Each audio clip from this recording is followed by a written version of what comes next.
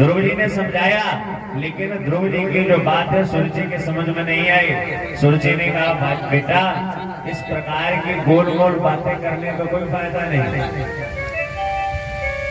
अगर तुझे इस राज सिंहासन पर बैठना है तो सबसे पहले जा भगवान का भजन कर।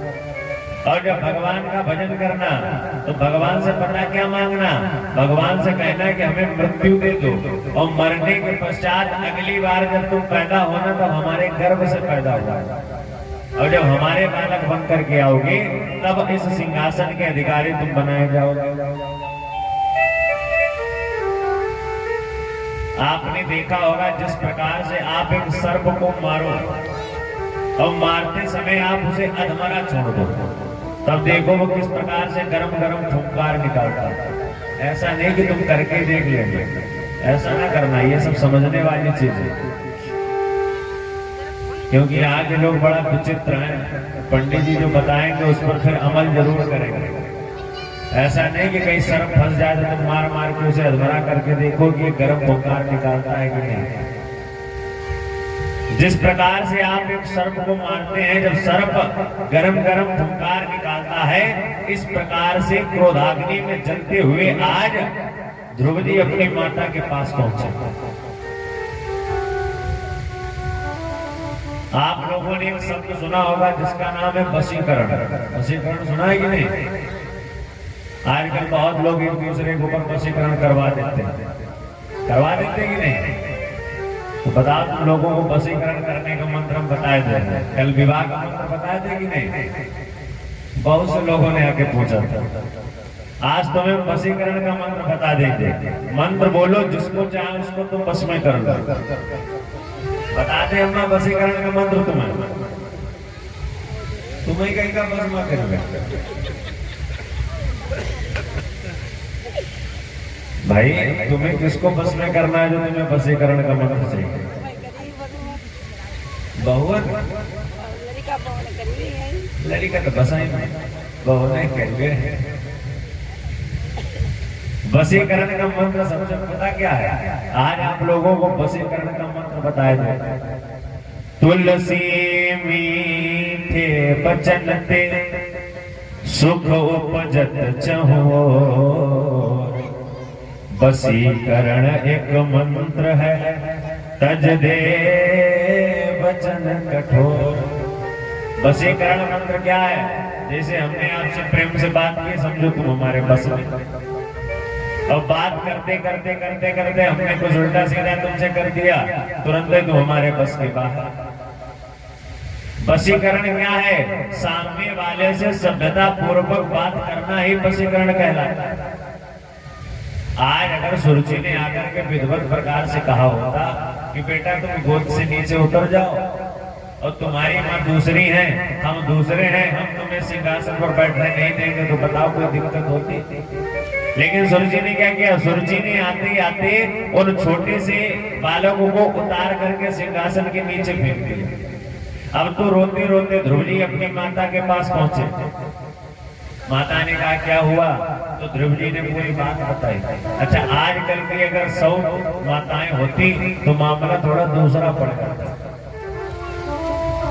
जैसे देवरानी अगर जेठानी के बेटे को मार दे तो समझ ले उस दिन उस घर में खाना नहीं बनेगा, दिन भर लड़ाई चलेगी। और लड़ाई में सबसे बड़ी दिक्कत क्या है? आज की लड़ाई में जो 10, 20, 50 दिन पहले की जो बातें हुई थी वो भी खोद खोद करके निकाली जाए। ये लड़ाई का सबसे नया तरीका है। जैसे अगर बच्चे को मार दिया तो मारने के पश्चात जब लड़ाई चलेगी तो पुरानी बातों को भी खोद खोद करके निकाला जाएगा कि जितनी देर हो सके उतनी देर ये जंग चले, और जब तक बातें खत्म नहीं होगी तब तक तो लड़ाई चलती रहेगी। लेकिन सुनीति ने ऐसा नहीं कहा।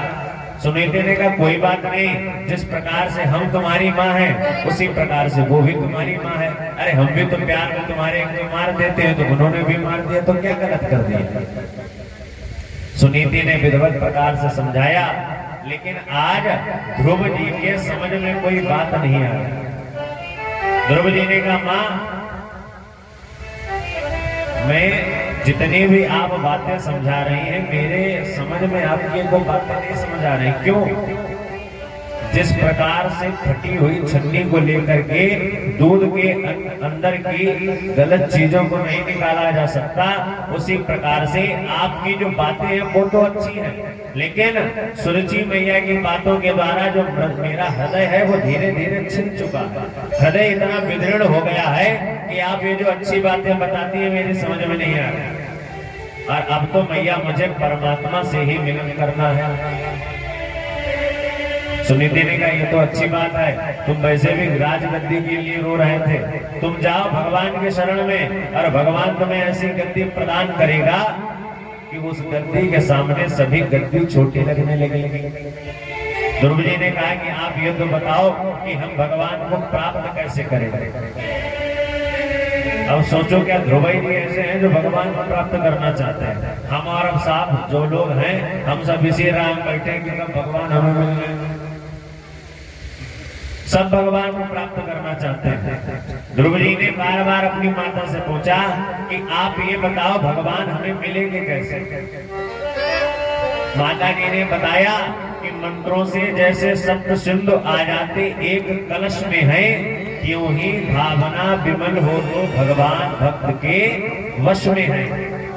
जिस प्रकार से पहले दिन देखा था कलश यात्रा हुई कि नहीं, अब उस कलश यात्रा के पश्चात जो मंत्र बोले गए उनसे ये स्थापना हो गई कि इस कलश में 7 समुद्रों का जल है और भरा कहां से, पांचाल घाट से। तो ये क्या है, ये हमारी श्रद्धा है और भावना है कि मंत्रों के दम पर आज सप्त सागरों के जल को हमने एक कलश के अंदर भर दिया। त्यों ही अगर हमारी भावना अच्छी है तो भगवान को भी हम अपने वश में कर सकते हैं। माता जी ने कहा कि वैसे तो वेदों में पुराणों में विभिन्न प्रकार की वस्तुओं के बारे में बताया गया है, यम नियम संयम प्राणायाम प्रत्याहार के बारे में बताया गया, लेकिन हमारे हिसाब से जो सबसे सरल चीजें हैं वो केवल 2 हैं जिनके द्वारा आप भगवान को प्राप्त कर सकते हैं। वैसे तो भगवान को प्राप्त करने के बहुत सारे रास्ते, आप जैसे चाहें वैसे भगवान को प्राप्त करें, लेकिन मुख्यतः भगवान को प्राप्त करने के 2 रास्ते हैं जो आज सुनीति ने अपने बेटे ध्रुव को बताया। वो रास्ते पता कौन कौन से हैं? पहले विश्वास सहित आशा। अगर तुम्हारे अंदर ये विश्वास नहीं है कि भगवान है कि नहीं है तो तुम्हें मिलने से रहे। और दूसरी है आशा कि अगर हम भगवान को ढूंढने के लिए जा रहे हैं, हम भगवान की अगर प्रतीक्षा कर रहे हैं तो भगवान हमें मिलेंगे जरूर, क्योंकि जिसने जिसने भगवान की प्रतीक्षा की भगवान मिले उसी को।